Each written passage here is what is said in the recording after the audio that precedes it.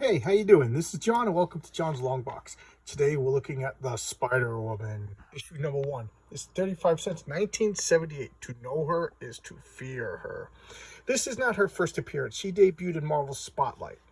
I think it was issue, I want to say 5, but I think I'm wrong. But this is her first comic. And I love this cover. I just think it's just like a well drawn cover. I don't know if that's a stain here or if that's the color, but one of the reasons why I love it is it's one of the few times I can think of that where Joe Sinnott is doing all of it. He drew it and he inked it. I don't know if he colored it or not. But Joe Sinnott, why is that a big deal? Because he's usually Jack Kirby's inker. He's a famous inker. The guy, like, this is really off the top of my head the only time I could think where you see there's his little signature JS. This is one of the only times I could think of Joe Sinnott doing the cover. So here, let's look at the credits. You think you read it all? When it comes to superheroes, guess again, Marvelite. There's Marv Wolfman, the writer, Carmine Infantino, pencilers, Tony DeZuncia inks, Joe Rosen letters, Glynis Wynn colors, Archie Goodwin, creator consultant. And we already know the date, but let's go 1978. Okay, look at that splash page. For those of you who are new, a splash page is usually the first page of a comic. Doesn't have to be, but it's usually one big panel. Okay, and here we have, this is Spider-Woman. She's sticking to the ceiling. This is her original bald costume. And oh, let's look at the Marv Wolfman goes to super fame doing the creating the new Teen Titans. Carmine Infantino, he was an old school guy. He's a contemporary Jack Kirby. He did the Flash. I don't know why my mind blanked, but he was famous for doing the Flash. Tony DeZuncia is a Marvel inker who his name pops up all the time. Joe Rosen, you see him all the time. And Glynis Wynn is the wife of Len Wynn, and she's one of Marvel's workhorse colorists. I just like her old school pen and ink, brushes and ink rather, inking. So here we go. Just look at her sticking to the ceiling. I don't know. I kind of laugh at that. Like, this is a drop ceiling. These tiles should just be pulling out from her weight. But what do I know? I'm just a jerk. So here we have her. She's in a supermarket. And she's shoplifting, believe it or not. So here we are. Her first action in her own comic is she stealing. She says, no, my past is destroyed. I won't ruin my future. So she decides not to shoplift. And here's the security guard. She's going out and she's just annoyed. She's like, why am I reduced to this? Because we'll get to that if they don't show it. I love to see monkeys. We'll skip the ads. And the security guard, or no, it's not a security guard. It's a well-dressed, I forget his name. But he grabs her and he pulls her hood off. He's like, hey, I think I know you. I know that girl.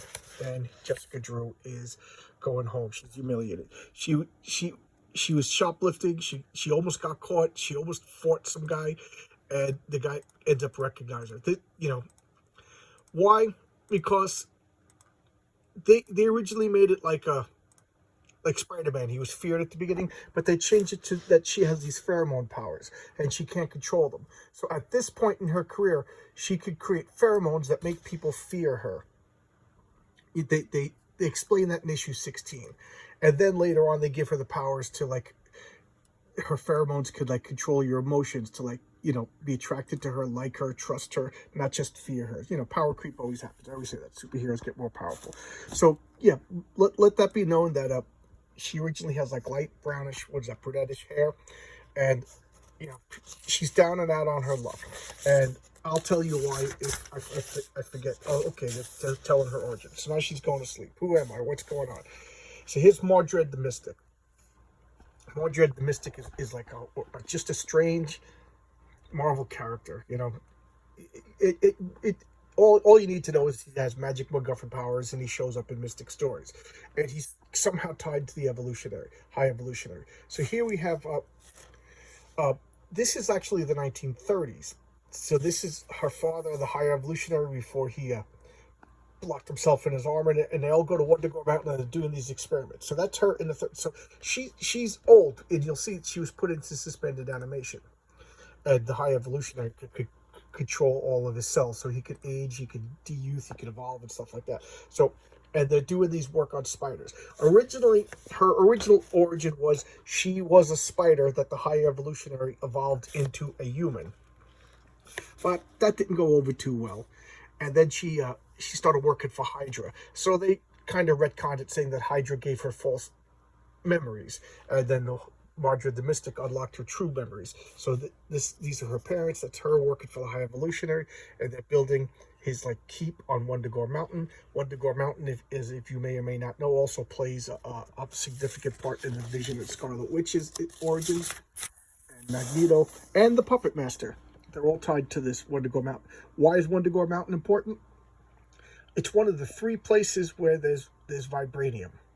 Okay, so of course the Savage Land, Wundagore Mountain in Europe, and then Wakanda. And each different type, so the European vibranium has different traits than, say, the African vibranium, which has different traits than the Antarctic vibranium. So there you go. And now she's getting sick. Keep in mind, they're living on top of a mountain whose core is this unknown radioactive element. So she's getting sick, and then the mother actually gets sick. She actually dies, and what they do this. Okay, I guess the little girl Jessica had a better health because she was a little girl. So they just do this experimental treatment on her, and they keep her in suspended animation, and it takes till she's like an adult. You see, now he's in his armor, the High Evolutionary, and she's coming out in regular times. This whatever, he kept her on ice, or it took that long for the treatment. I don't know, and I can't explain. But now she's going over her life and her origin. She had a very convoluted origin, because originally she was told that she was a spider who was evolved into a woman. Then she got tricked into working for Hydra. Then she, I guess the powers that be wanted her to be a good guy because of her ties to Spider-Man just through the name, and they kept changing everything. So she had a long, convoluted backstory, and here we go now, just like this is kind of straightening out. They also had a 5-issue Spider-Woman series where they iron everything out a little bit better. So of course she's going to therapy and stuff like that. But at this point, they just said that people didn't like her or whatever. She gave off a creepy vibe because of her association with spiders, but then they changed it to pheromone. So right now she's down on her luck, like worse than Peter Parker. So that guy's like, I thought you were Jessica Drew, and he's like, oh. So she throws a lamppost at him, and then in a rage, because she's got like all Spider-Man's powers. And remember, Spider-Man's a powerhouse. And then she's like, oh my god, what am I doing? And she jumps and saves him at the last minute. So she's like, I gotta change everything. So she dyes her hair black and lets her hair out of the costume. So here's her new first appearance in her new costume. And she's zapping people. She learns that she's having this paralysis venom sting, she calls it. There you go, the venom blast. She's got these little web gliders, so she could actually glide like a lot better than, like she could. I don't want to say fly, but basically she could fly. I guess we'll call it spade a spade. She could fly, but she could like low speed gliding. I guess gliding. We'll call it gliding. And then she has these venom blasts that are like bioelectric shocks or something like that. She has the pheromones. She has the super strength. She can stick to walls. And to be honest, I forget whether or not she has like any sort of spider sense. So she's actually a powerhouse. And I'm always, this always makes me laugh. Spider-Man spoils a Snatch. I wonder who Snatch got spoiled. And this is the second time I'm stifling an urge to make the obvious joke. So she beats up all these criminals, and she saves this guy that she attacked.